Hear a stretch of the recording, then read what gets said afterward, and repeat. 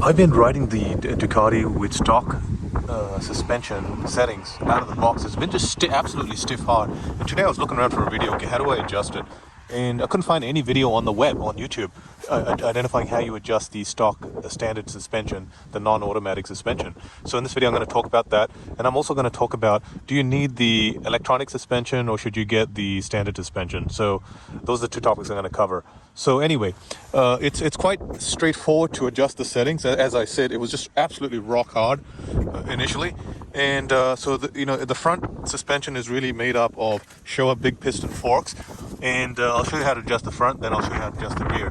So to make it softer, you want to reduce compression and rebound tensioning. So you want to turn the compression anti-clockwise, both of them anti-clockwise to soften them. So compression and rebound tension, you want to go anti-clockwise on both. So this was about 2 circles in, probably in the middle. It was in middle settings by factory shipped, and I put it at the lowest setting, and I absolutely love the suspension right now. It's just nice and not too soft, but soft enough where I'm not feeling the bumps. And on the rear, it's pretty straightforward here as well. There's preload here, so you got to get a spanner and turn the preload anti-clockwise, right? You got to get yourself a spanner.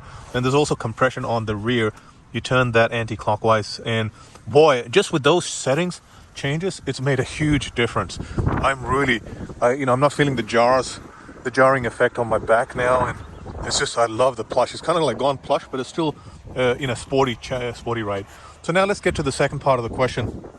Is should you get the electronic suspension or the standard? So in USA, there's about $3,500 difference between standard and electronic, and I think really the standard suspension is so good. This is so stiff. I mean, it is stiff. I'm a big guy. I'm like 6'2", with all my weight on and gear on. I'm close to 200 pounds.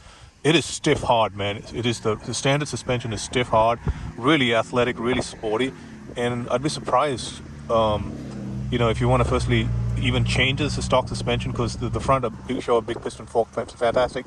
The rear of the Satch's rear suspension just absolutely great, and then compare it to to electronic. I mean, I wouldn't want to pay $3,500. I didn't see the point of paying $3,500 extra,